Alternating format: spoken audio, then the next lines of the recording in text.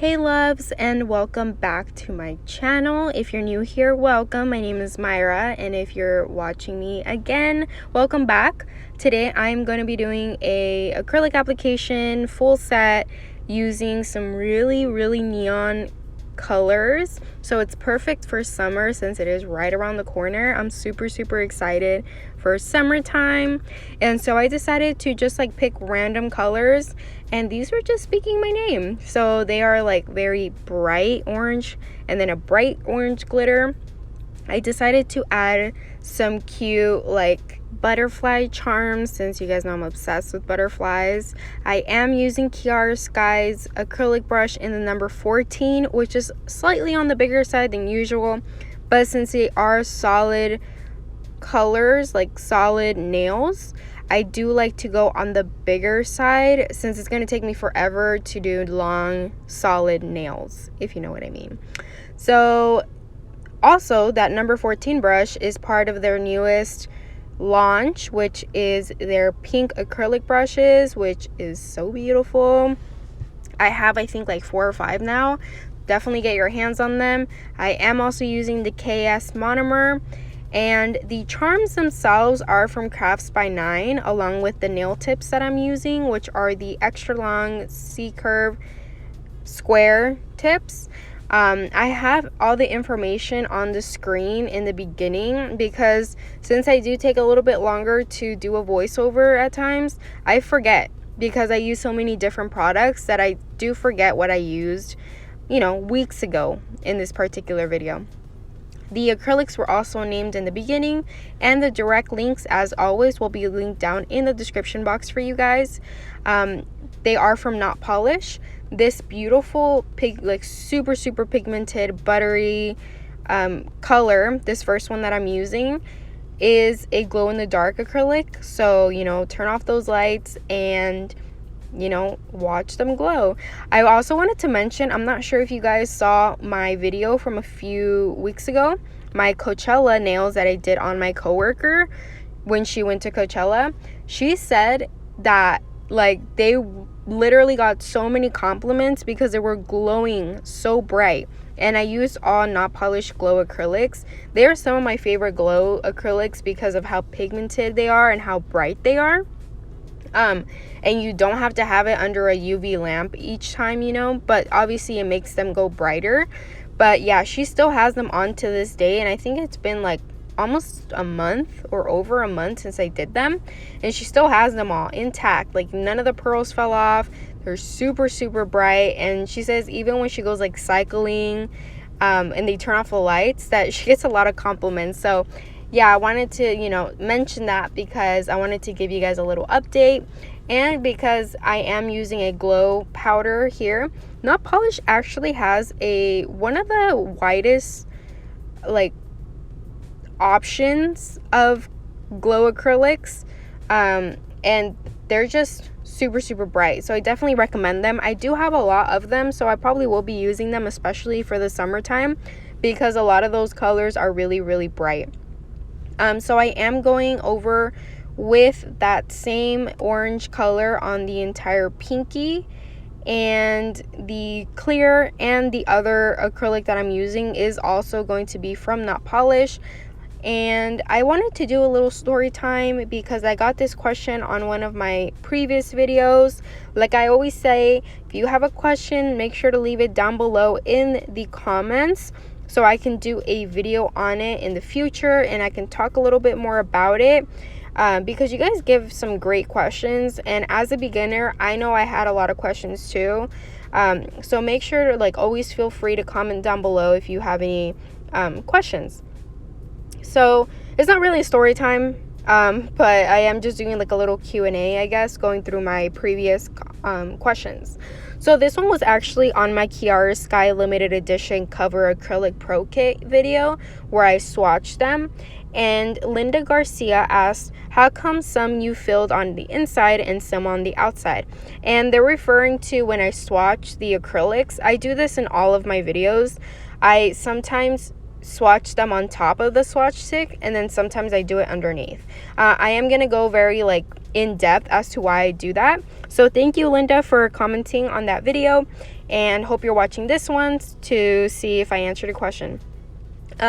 So there are a few exceptions as to when I don't do that. That would be when I use a non-clear swatch stick. I have swatch sticks in different colors: clear, white, natural, pink, and black. So it's kind of just a personal preference on which one I want to use. My number one used one is the clear, and then second, the runner-up is pink, but I really love using the clear. All of those swatch sticks are available on my Amazon storefront if you're interested in purchasing them. You can find them on my Amazon storefront, which is linked down below. But the reason why, and the only reason I swatch underneath, would be on the clear. I don't do it on any of the other colors.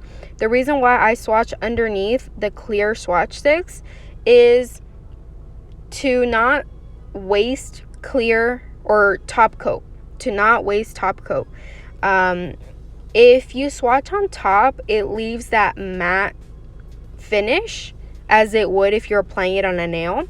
But if you swatch it underneath the swatch stick on the clear one, once you flip it over, it has that glossy top coat because it's clear and it's glossy already, the swatch stick. So I do it underneath just so you can see what it would look like shiny. I do it on top so you can see the consistency, you know, because I'm able to work with it with the acrylic brush and stuff. And then I do it underneath so you can just see the finished product being glossy. When you swatch underneath, you don't get that same like, how do I say it, satisfying application moment, because you're only applying it to the bottom, so it doesn't really matter how you apply it because it's just going to be in there. And it's like a little well, so it's super easy to apply. It's not going to go anywhere on the outside. You don't have to, like, you know, move it around. So you just apply it to the bottom. But when you're working with the top, you're able to actually apply it as if you're doing an acrylic application, which is what I really like to do for you guys to see the consistency of the actual acrylics. You know, if you can see that they marble or not, if they're watery, if they're fast drying or fast setting, or, you know, vice versa. So that is why I like to do it at the bottom versus the top. But it's completely up to you what you like to do. You obviously are not going to want to swatch underneath the black one, the pink one, or even the natural one, because you're not going to be able to see it once you flip it over. You're going to have to keep it that way. You know what I mean? So only do that when you're using the clear swatch sticks. And then, of course, when you're using any of the other ones, you're only going to want to apply it at the top. And, of course, when you apply it at the top, once it dries and it's ready to go, you can apply a top coat to it, a non-wipe top coat, a glossy one, and then it'll have that glossy finish once you cure it in the lamp. But it is just a lot more steps, and also it takes more product, more time, so it's just completely up to you what you want to do. The next comment was from my previous video, which was the how to 3D crocodile French tipped acrylic nails, and it's from Bruna Castro. She put, I like to put top coat over the pink, but before doing the croc, because sometimes the black stains. It's so much effort to get it off, and be careful not to ruin the croc. I 100% agree. I did want to leave it like a matte finish, so that's why I didn't apply the top coat before doing the croc print. But yes, if you do want that glossy and shiny finish, then you would, like, I would put the top coat before doing the croc. Also, yes, I did mention it in my video that, of course, I had to pick like the hardest color to work with, which is black, because black does stain. As you saw towards the end of my video, it wasn't even satisfying for me to brush off the powder because it just stained. Like, it literally left it super stained. But that's why I went back in with my non-wipe and the Young Nail Swipe and just went over the entire nail. If it is completely dry though, it shouldn't come off. Your croc print should not be ruined at all if it is completely dry. So that's why you always want to make sure to leave your nail under the lamp for 60 to 90 seconds. If you're kind of like, it might not be dry enough, try it for 120 seconds, which is putting it under the lamp for 60 seconds each time. But me, I'm pretty sure, because the products that I use dry super, super fast.